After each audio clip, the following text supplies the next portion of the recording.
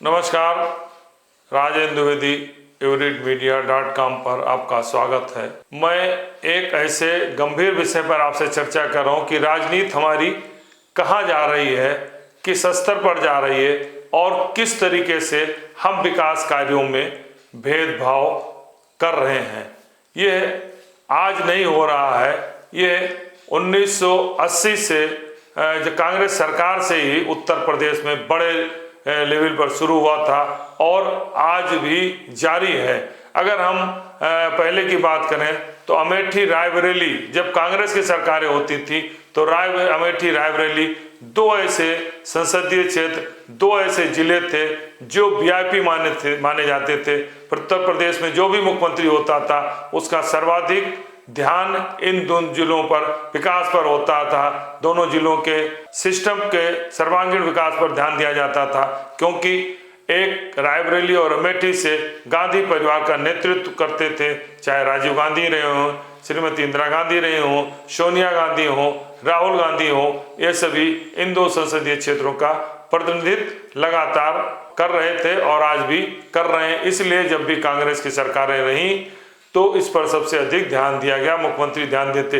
यही नहीं, जब उत्तर प्रदेश में 1989 के बाद कांग्रेस सरकार नहीं बनी, गैर कांग्रेस सरकारें बनी, तो जब भी केंद्र में कांग्रेस की सरकार रही, चाहे 91 से 96 में पीवी नरसिम्हा राव की सरकार रही हो, तो अमेठी से सतीश शर्मा वहाँ के प्रतिनिधित्व करते थे, वहाँ से सांसद थे, केंद्र में मंत्री थे। वो भी उसी तरीके से उस संसदीय क्षेत्र को वीआईपी के रूप में देखते थे जैसे वो प्रधानमंत्री संसदीय क्षेत्र रहा हो। और इसी तरह से जब 2004 से लेकर 2014 तक मनमोहन सिंह प्रधानमंत्री थे, उस समय भी इन्हीं दोनों संसदीय क्षेत्रों को वीआईपी संसदीय क्षेत्र में सबसे अधिक जाना जाता रहा और दिखाई देता रहा। विकास की गंगा केंद्र सरकार की तरफ से यही बहती रही। हालांकि उत्तर प्रदेश सरकार अगर उनको सपोर्ट नहीं करती तो केंद्र से तमाम स्कीमें ला के यहाँ विकास कार्य कराते थे और कराए जाते थे। इसका हाल ये रहा कि बिना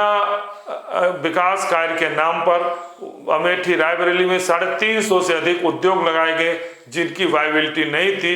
अंत में वो एक भ्रष्टाचार का जड़ बन गया, अड्डा बन गए, क्योंकि उद्योग के नाम पर लोगों को जमीनें आवंटित की गई और ऋण दिए गए। उस ऋण से दूसरे क्षेत्रों में जहाँ उद्योगों की वायबिलिटी थी वहाँ उन्होंने उद्योग लगा लिया, यहाँ पर दिवालिया घोषित कर दिया। आज भी 60 से अधिक छोटे बड़े उद्योग रायबरेली और अमेठी में पड़े हुए हैं, लाखों रुपए के उन पर लोन है और उसको चलाने वाले, लोन लेने वाले छोटे बड़े उद्योगपति वहां से पलायन कर चुके हैं। जो असंतुलित विकास होता है, यह सबसे उसका नेगेटिव पहलू है।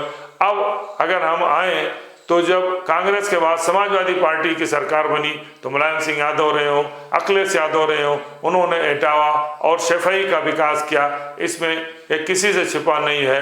मायावती सरकार का अपना कोई क्षेत्र नहीं था, लेकिन उन्होंने अपने बादलपुर गांव का, उनका गांव था, उसका विकास और वो अपने एजेंडे को लेकर जो उनका चाहे लखनऊ हो चाहे नोएडा हो, विकास का एक ऐसा मॉडल उन्होंने बनाया जो उनके दलित महापुरुषों के नाम पर बनाती रही, निर्माण कार्य होता रहा। इसके बाद अब जब भारतीय जनता पार्टी सरकार 2014 से नरेंद्र मोदी प्रधानमंत्री हैं, उत्तर प्रदेश में 2017 से योगी आदित्यनाथ मुख्यमंत्री हैं, तो इन दोनों का फोकस कहने के तो पूरा उत्तर प्रदेश है, लेकिन जिस तर्ज पर, जिस तरीके से वाराणसी का विकास प्रधानमंत्री ने किया है, जितनी विजिट वो प्रधानमंत्री नरेंद्र मोदी वाराणसी में करते हैं, और उसी तरीके से योगी आदित्यनाथ ने गोरखपुर को जिस तरीके सर्वांगीण विकास के लिए, उसके चौमुखी विकास के लिए धन मुंह खोल दिया है, करोड़ों करोड़ों के प्रोजेक्ट वहाँ लागू किए जा रहे हैं, शिक्षा हो, स्वास्थ्य हो, बहुत सारे ऐसे प्रोजेक्ट वाराणसी में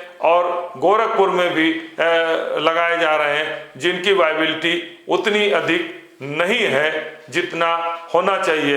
यही नहीं, प्रभावशाली नेता प्रधानमंत्री, मुख्यमंत्री के अलावा जो भी या प्रभावशाली नेता, जैसे आजम खां जब प्रभावशाली नेता के रूप में थे तो उन्होंने रामपुर को अपने हिसाब से, अपने तरीके से उसका विकास कराया। बहुत सारे ऐसे धनराज फंड डाइवर्जन करके अपना विकास के कार्यों में खर्च किया।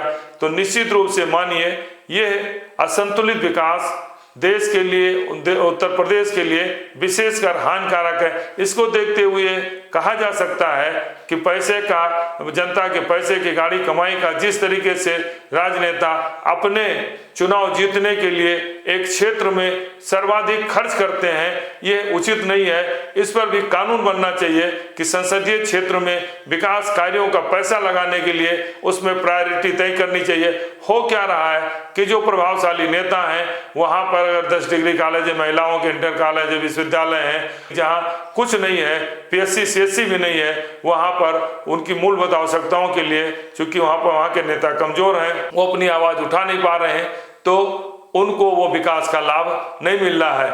इससे ये असंतुलित विकास देश के, उत्तर प्रदेश के सर्वांगीण विकास में बाधक बना हुआ। और अगर ये मेरी बात गलत है तो इन सरकारों का, चाहे मायावती सरकार रही हो, चाहे समाजवादी पार्टी की सरकार रही हो, चाहे वर्तमान में भाजपा की सरकार है या कांग्रेस की सरकार है, ये उन क्षेत्रों का, जैसे रायबरेली अमेठी का है, सैफई इटावा का है, या फिर नोएडा और बादलपुर का है, या गोरखपुर और वाराणसी का है, इस पर श्वेत पत्र जारी करें तो प्रदेश की 25 करोड़ जनता को पता चले कि जिसके जितनी ताकत है उसी हिसाब से उसका, उस क्षेत्र का, उस जनपद का विकास होता है। लेकिन ये लोकतंत्र में इसे उचित नहीं कहा जा सकता है। इन सब के बावजूद भी जनता इस तरीके से विकास कराने पर भी उन्हें उस तरीके से चुनाव में इतना अधिक महत्व नहीं देती है। वो अपने समीकरण, अपने जातीय या अपने धार्मिक समीकरण में भी बढ़ जाती है। अगर ऐसा होता तो विकास से जीत का अंतर भी बढ़ता, लेकिन ऐसा नहीं हुआ। वो चाहे प्रधानमंत्री का संसदीय क्षेत्र वाराणसी ही क्यों ना हो, जो 2019 में उनकी जीत 4 लाख से अधिक थी, वो 2024 में 2,70,000 कम हो गई थी।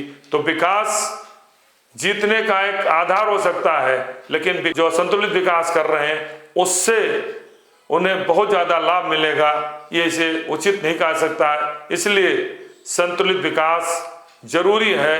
वीआईपी कल्चर खत्म होना चाहिए। जो मूलभूत आवश्यकताएं हैं, स्कूल, अस्पताल और रोजगार के संसाधन जुटाए जाने चाहिए, ना कि राजनेताओं के ताकत के आधार पर विकास का कार्य कराया जाना चाहिए। ये उत्तर प्रदेश के हित में नहीं है। मेरा वीडियो पसंद आ रहा है तो लाइक, सब्सक्राइब और शेयर जरूर करें। धन्यवाद।